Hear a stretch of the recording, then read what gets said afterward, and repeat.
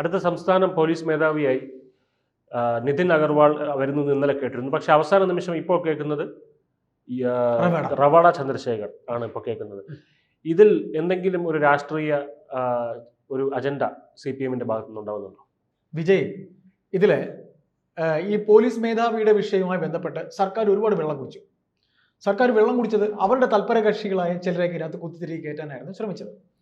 പക്ഷെ അവിടെയും നമ്മൾ കഴിഞ്ഞ ദിവസങ്ങളിലൊക്കെ ചെയ്ത പല നമ്മുടെ സംസാരത്തിലും നമ്മൾ പറഞ്ഞത് നമ്മുടെ ഒരു പരിമിതമായ അറിവ് നമുക്ക് കിട്ടിയിട്ടുള്ള സോഴ്സുകളിൽ ഒക്കെ കാലാകാലങ്ങളിൽ ഒരു സർക്കാരും ഒരിക്കലും മലയാളികളെ ഈ പറയുന്ന കേരളത്തിലെ രാഷ്ട്രീയം അറിയാവുന്നുള്ള കഴിഞ്ഞ ഒരു 10 വർഷം, ഒരു 20 വർഷം, 25 വർഷത്തിനിടയ്ക്കുള്ള പല സർക്കാരുകളും, നയനാരുടെ അവസാന സർക്കാരിന് ശേഷമുള്ള പല സർക്കാരുകളും മലയാളികളെ ഒന്നും DGP ആയിട്ട് കൊണ്ടുവന്നിട്ടില്ല, പ്രത്യേകിച്ച് ഈ CPM സർക്കാർ. അതിന് ഉദാഹരണങ്ങൾ നമുക്ക് പലതും പറയാനുണ്ട്. ഇവിടെ സെൻകുമാർ ഉണ്ടായിരുന്നല്ലോ. അത് വളരെ ചുരുങ്ങിയ കാലം അദ്ദേഹം കേസൊക്കെ പോയി വാദിച്ചാണ് അദ്ദേഹം ആയത്. അദ്ദേഹം കേസ് പോയി, അദ്ദേഹത്തിന്റെ അഡ്മിനിസ്ട്രേറ്റീവ് ട്രൈബ്യൂണൽ കേസൊക്കെ പോയിട്ട്.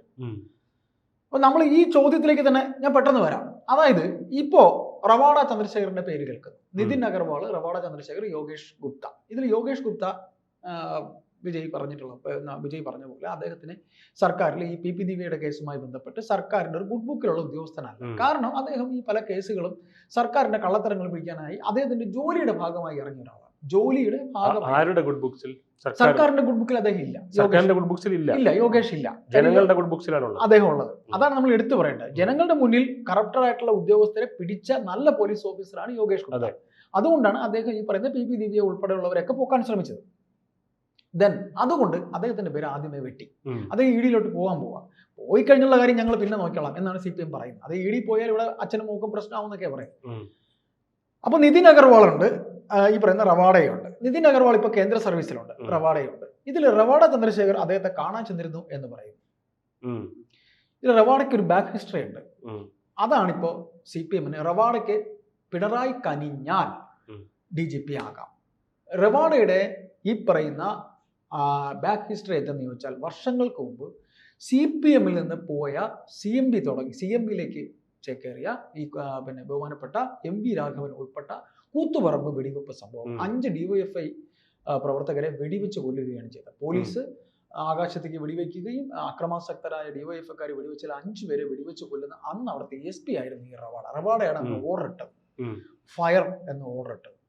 അപ്പോ അങ്ങനെയുള്ള പാർട്ടിക്കാരെ SP ആയിരുന്നു അന്നത്തെ SP. അദ്ദേഹം SP ആയിരുന്നു. അദ്ദേഹം അന്ന് അവിടുത്തെ പോലീസ് കൂത്തുപറമ്പിൽ SP ആയിരുന്നു. SP ആയ ഈ റവാഡയാണ് അന്ന് ഇത് വെടി വെക്കാനായിട്ട് ഓർഡർ കൊടുത്തത്. അപ്പൊ ഈ റവാഡ അന്നേ തന്നെ CPM-ന്റെ ബാഡ് ലിസ്റ്റിൽ പെട്ട ഒരു ഓഫീസറാണ്. CPM-ന്റെ ബാഡ് ലിസ്റ്റിൽ, CPM-ന് ഇഷ്ടമില്ലാത്ത കാര്യം അവർ DYFI 5 കൂത്തുപറമ്പ് സഹാക്കളെ വെടിവെച്ച് കൊടുത്തത്. അതിന് പിണറായി കനിഞ്ഞാൽ അദ്ദേഹത്തിന് റവാഡ ചന്ദ്രശേഖരനെ ആക്കും. കാര്യം നമ്മൾ വായിച്ചറിവ് അങ്ങനെയാണ്, അദ്ദേഹമാണ് SP ആയിരുന്നത് എന്നാണ്. നിതിൻ അഗർവാളിനെ ആക്കാത്തതിന്റെ പിന്നിൽ വേറെ മറ്റു പല കാരണങ്ങളും ഉണ്ട് എന്നാണ് പറയപ്പെടുന്നത്. അപ്പോൾ ഈ റവാഡയുടെ കാര്യത്തിൽ പറയുമ്പോൾ നമുക്ക് ഒരു കാര്യം കൂടെ അതിൽ പറയേണ്ടി വരും. ഈ പറയുന്ന കൂത്തുപറമ്പ് വെടിവെപ്പുമായി ബന്ധപ്പെട്ട് അദ്ദേഹത്തിന്റെ പേര് കളങ്കിത വ്യക്തിത്വമായി ഉണ്ട് എന്നുണ്ടെങ്കിൽ അതിനെ മറന്നു വെച്ചുകൊണ്ട് CPM ഇത്തരത്തിൽ തീരുമാനം എടുത്ത് പിണറായി വിജയൻ തീരുമാനം എടുക്കുന്നത് CPM-ന്റെ തീരുമാനമാണ്, പാർട്ടിയുടെ തീരുമാനമാണ്. അങ്ങനെ എടുക്കുമെന്നുണ്ടെങ്കിൽ അത് ഈ പോകുന്ന ദിവസങ്ങളിൽ അത് രാഷ്ട്രീയമായിട്ട് ഒരുപാട് പ്രതിരോധം CPM-ന് ഉണ്ടാവേണ്ടി വരും. DGP ആയി വെക്കുന്നത് ഇത്തരത്തിലൊരു ഉദ്യോഗസ്ഥനെ ആണ് എന്നുള്ളത്. മറിച്ച് കേന്ദ്ര സർവീസിൽ ഇരുന്ന ഒരു ഉദ്യോഗസ്ഥൻ റവാഡ ചന്ദ്രശേഖർ അദ്ദേഹത്തെ കാണാമെന്ന് എന്തിനാണ്? ഡൽഹിയിൽ ഉദ്യോഗസ്ഥനായിരുന്ന, കേന്ദ്ര സർവീസിൽ ഉദ്യോഗസ്ഥനായിരുന്ന ആ ഒരു പോലീസ് ഓഫീസർ ഇദ്ദേഹത്തെ കാണാൻ വന്നത് ഈ പറയുന്ന പോലെ ഡൽഹിയിൽ അദ്ദേഹത്തിന് ഇപ്പോൾ പല കേസുകളും പ്രശ്നങ്ങളുണ്ട്.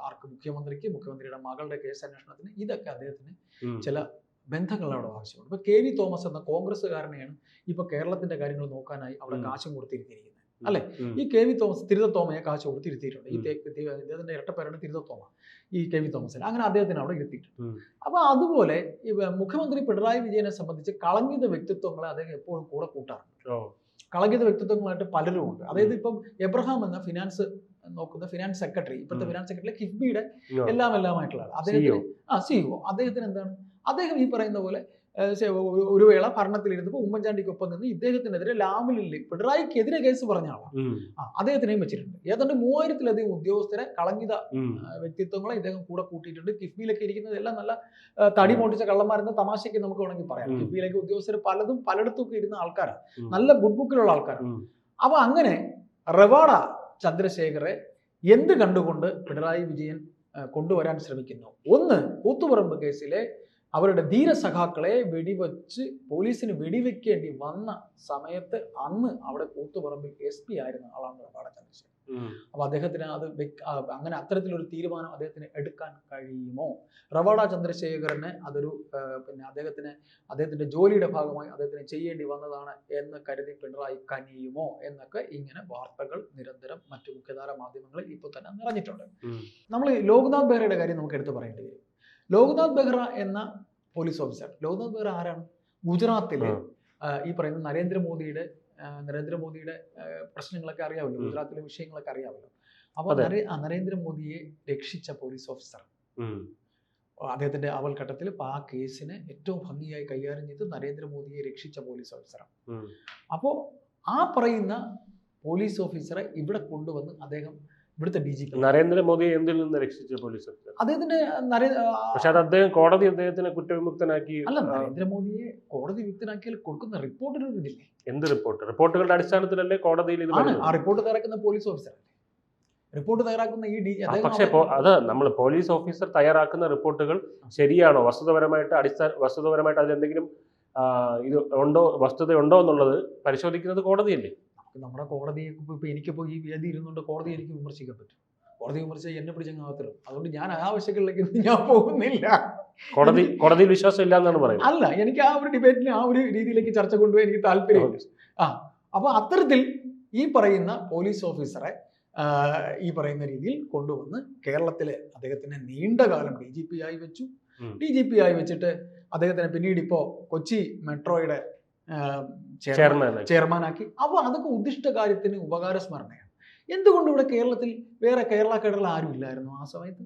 അന്ന് ഇവിടെ എത്രയോ പോലീസ് ഓഫീസർമാരുണ്ടായിരുന്നു, ആരെയും ആക്കിയില്ലല്ലോ. ഇപ്പോൾ ഈ ഷേഖ് ദർവേസ് സാഹിബ് എന്ന് പറഞ്ഞ പോലീസ് ഓഫീസറെ ഒരു ചെറുപ്പക്കാരനാണ്. വിജയ് കേട്ടിട്ടുണ്ടോ നേരത്തെ എപ്പോഴെങ്കിലും? ഇല്ല, ഞാൻ കേട്ടിട്ടില്ല.